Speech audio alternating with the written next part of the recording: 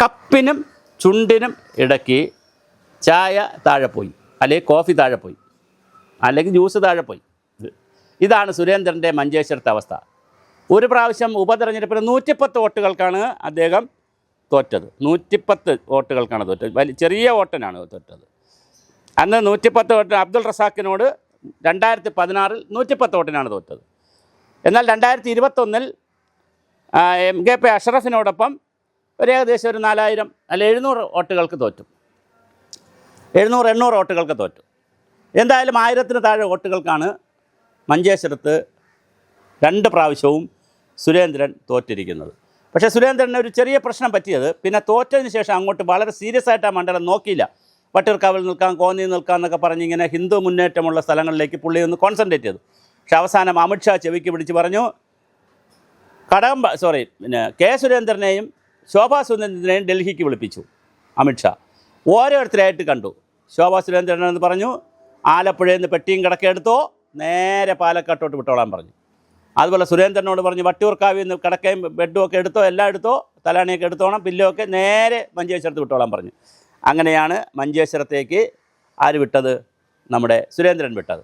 അവിടെ 1957 മുതൽ ഉമേഷ് റാവു മുതൽ ഇങ്ങോട്ട് നോക്കിയാൽ പിന്നെ സ്വതന്ത്രന്മാർ ജയിച്ചിട്ടുണ്ട്, ഇന്ത്യൻ യൂണിയൻ മുസ്ലിം ലീഗ് ജയിച്ചിട്ടുണ്ട്, ഇന്ത്യൻ നാഷണൽ കോൺഗ്രസ് ജയിച്ചിട്ടുണ്ട്, 3 പ്രാവശ്യം CPI 4 പ്രാവശ്യം അവിടെ ജയിച്ചിട്ടുണ്ട്.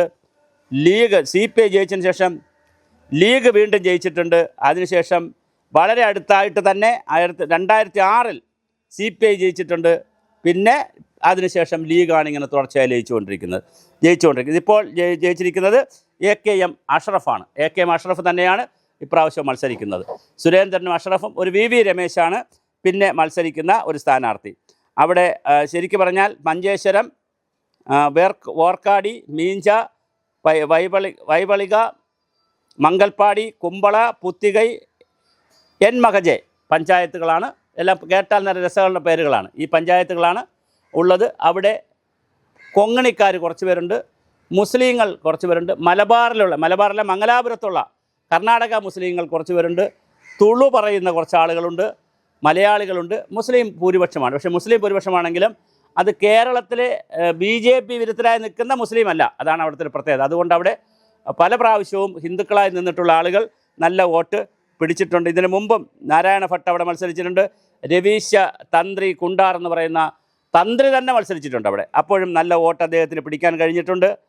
പിന്നെ വലിയ ഭൂരിപക്ഷം എതിരാളിക്ക് 10,000-ന് താഴെ ഭൂരിപക്ഷമാണ്. അപ്പോൾ വളരെ വലിയ ഒരു മണ്ഡലമല്ല, ഒരു സേഫായിട്ടുള്ള മണ്ഡലമല്ല, ലീഗിൻ്റെ ഒരു സേഫ് മണ്ഡലമേ അല്ല മഞ്ചേശ്വരം. അതുകൊണ്ട് തന്നെ ഇപ്രാവശ്യം സുരേന്ദ്രൻ അവിടെ അടിക്കും എന്നുള്ള ഇതാണ് കിട്ടുന്ന റിസൾട്ടുകൾ കിട്ടുന്നത് വളരെ കൃത്യമായി.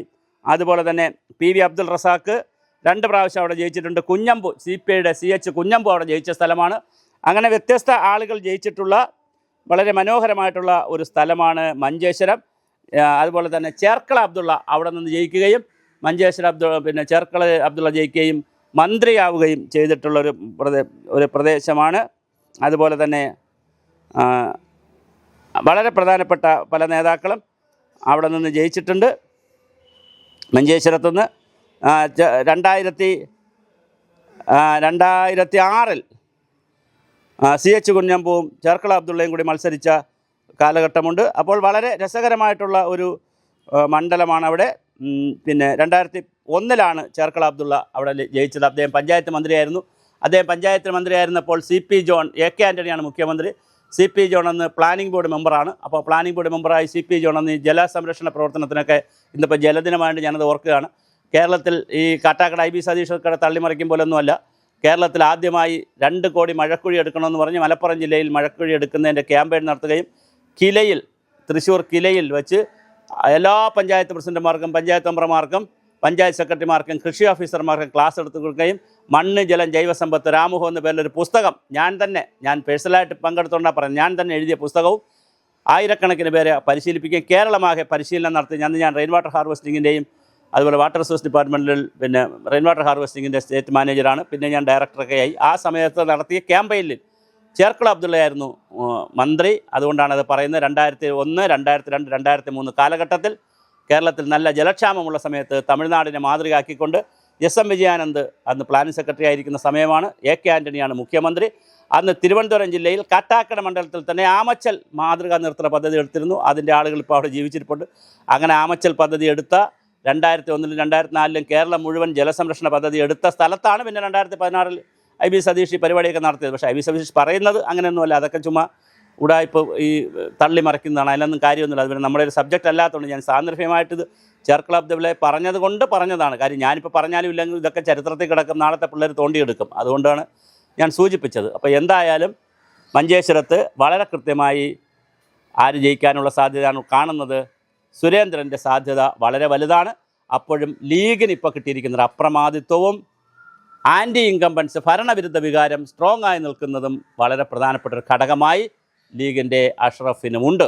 എന്തായാലും ആരാണ് ജയിക്കുക നമുക്ക് കാത്തിരുന്ന് കാണാം. നല്ല മത്സരമാണ് അവിടെ നടക്കുന്നത്. ഇന്ന് ഒരു അടിച്ചിട്ടുണ്ട്. അതായത് നമ്മുടെ കെ സുരേന്ദ്രൻ അദ്ദേഹം ജയിക്കുകയാണെങ്കിൽ മിനി സിവിൽ സ്റ്റേഷൻ, അടിപൊളി ഒരു മിനി സിവിൽ സ്റ്റേഷൻ അവിടെ കൊണ്ടുവരും എന്ന് ഒരു പ്രസ്താവന നടത്തിയിട്ടുണ്ട്. ഇതുപോലൊരു മിനി സിവിൽ സ്റ്റേഷനെക്കുറിച്ച് കാഞ്ഞിരപ്പള്ളിയിൽ അൽഫോൺസ് കണ്ണന്താനം പ്രസ്താവന നടത്തുകയും അദ്ദേഹം തന്നെ മുൻകൈയെടുത്ത് 10, 100, 200 ദിവസം കൊണ്ട് 6 മാസത്തിനകത്ത് അവിടെ തന്നെ കാഞ്ഞിരപ്പള്ളിയിൽ അടിപൊളി മിനി സിവിൽ സ്റ്റേഷൻ കൊണ്ടുവരികയും ചെയ്തു. അപ്പോൾ എന്തായാലും വലിയ മത്സരമാണ് അവിടെ നടക്കുന്നത്. ലീഗും സുരേന്ദ്രനുമാണെങ്കിലും സുരേന്ദ്രന് വ്യക്തിപരമായിട്ട് അവിടെ ഒരുപാട് സ്വാധീനമുള്ള സ്ഥലമാണ്. BJPക്കും വലിയ വോട്ടുള്ള പഞ്ചായത്തുകളുണ്ട്. ചില പഞ്ചായത്തുകൾ BJP ഭരിക്കുന്നുമുണ്ട്. അവിടെ മാറി തിരിഞ്ഞ് നിൽക്കുന്നൊരു പഞ്ചായത്താണ്, സ്ഥലമാണ്. ഞാൻ പറഞ്ഞല്ലോ, അവിടുത്തെ മുസ്ലിങ്ങൾ കൃത്യമായി BJP വിരുദ്ധരല്ല എന്നുള്ളതാണ് BJPക്ക് അവിടെ കിട്ടുന്ന ഏറ്റവും വലിയൊരു അഡ്വാൻറ്റേജ്.